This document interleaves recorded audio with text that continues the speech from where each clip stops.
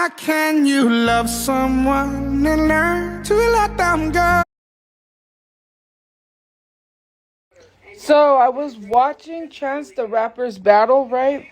And they were singing the rendition of the song "Somewhere Over the Rainbow." Like I forget the guy. The guy that he's Hawaiian and he died, and they had like a whole thing for him because of his rendition of "Somewhere Over the Rainbow." Where he's like, ooh.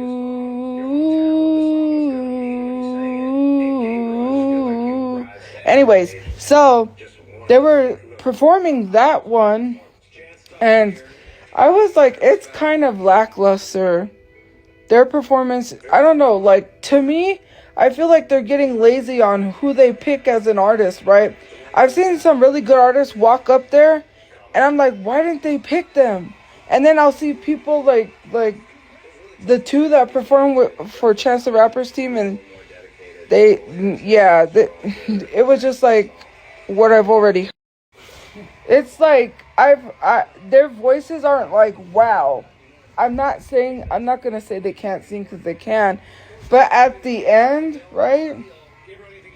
At the end, they were like literally they gave it their all at the end, but throughout the whole thing, it was just like they didn't really bring it. And it's just like there's a lot of singers that I'm like, why didn't you pick them?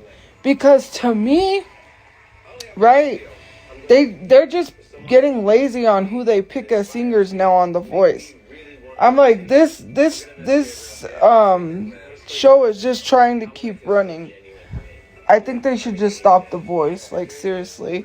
I think The Voice should just disband because when I watched it when there was, hold on, it's and guys. Sorry guys, but I watched it when it was Blake Sheldon, Adam Levine, John Legend, and Christina Aguilera, right? And then now it's just like, it's so boring. Like, I used to really be into these singing shows. Like, my favorite singing show was American Idol, because I watched when Kelly Clarkson won American Idol. I watched Clay Aiken's season. I watched Ruben Studdard's season. I loved the season with what was I gonna say? Adam Levine, Adam Lambert, and who else? When I was like younger, because I was 11 at the time, I was obsessed with American Idol. I had to watch it, had to. And also, I feel like a lot of rich people, celebrities, or rich people that have money are out of touch with society. Like, or even influencers that have money and have a stable living. Like this family channel I watch, there's a certain family channel.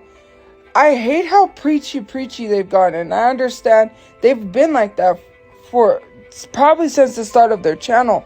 Like, always teaching their kids about God and stuff. But it's like, they're giving lessons. They're saying like, oh, be thankful for what you have. That's what I talked about in my other one when they made a post, like literally saying, be thankful for this, be thankful for that. Because I was like, first of all, you can be thankful because you have a place to live.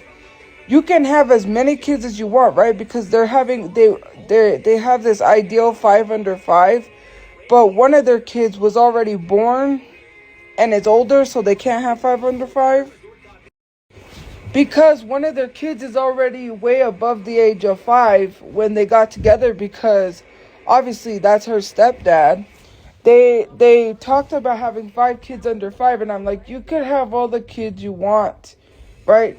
You can have all the kids you want and not have to worry about, oh, can I feed the kids? Can I take care of my kids? You don't have to worry because you're living good, right? They moved out of California. They moved to like Nashville, I believe it was. They moved on a farm. Let me tell you something, right? I think they moved out like country living. Anybody, you know why Jeffree Star has a yak farm? And you know why a lot of these influencers buy farms and have farms? So you don't have to pay taxes. Yeah, I found out that if you own a farm, you don't gotta pay taxes. You literally don't have to pay taxes if you own a farm. Mind you, I wanted to own a farm because I thought it would be cool to own animals and stuff.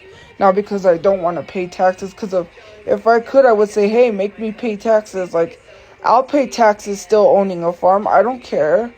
If I could tell them I want to pay taxes while still owning a farm, because I don't really care whether or not about paying taxes or not. Because for me, I know we all gotta pay, so why do I care? And I have to pay taxes because the money I make. But on TikTok. But anyways, what I was gonna say is that that's why a lot of influencers are now living like in middle of nowhere places with farms because they don't have to pay taxes. But everyone's so out of touch, especially celebrities. It's like, don't tell me. Like, it's like, I hate it when someone that has money and has stable living, it's like, be grateful for what you have. And I've seen a lot of, like, influencers and celebrities be like, I'm so grateful. You be grateful. And I'm like, you're grateful because you have success. A successful living. You have a stable living. You don't got to worry about things. You don't have to worry about your living and that. Of course you can be grateful. Or when a celebrity tries to... I always hate when... And these are not like influencers, but celebrities. Now, when it comes to celebrities, the one thing I hate is when they try to relate to us. And haven't you noticed, whenever a celebrity gets caught in controversy, they dress like regular people. They don't have their makeup done. They don't have fancy clothes.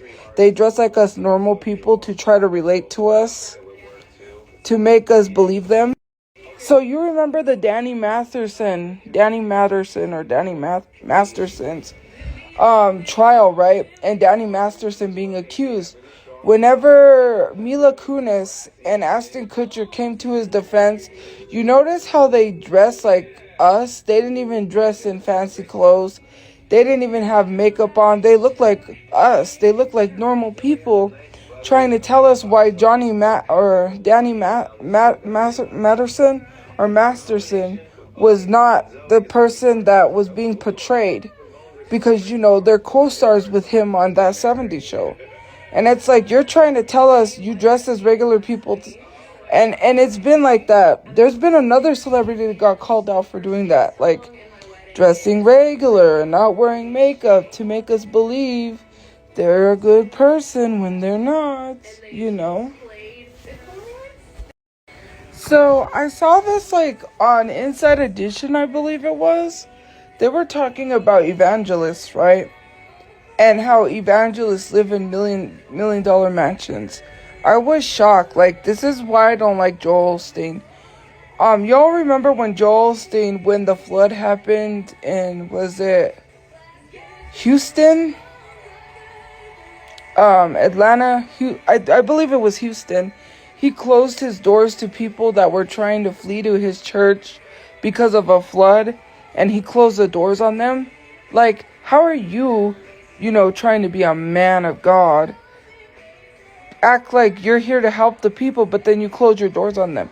That's not the only reason why I hate evangelists. Because they live in these $1 million mansions tax-free. Did you know because they're pastors of church and because they can list it under, I forgot what it is. So, because they can list their house under something because they are pastors of churches, they don't have to pay property taxes. So they live in these big old huge mansions with a bunch of rooms, literally tax-free. This is crazy. This is why I agree with people about pastors and churches need to pay taxes, because that's not fair to us, right? I can go start a church right now and pretend to believe in God or whatever just to not pay taxes. That is crazy. And these evangelists really don't give a F. They're literally screwing us over, and they're screwing the government over, and they know they're screwing the government over. The government knows that the pastors, evangelists are getting away with this because they're not going to do anything.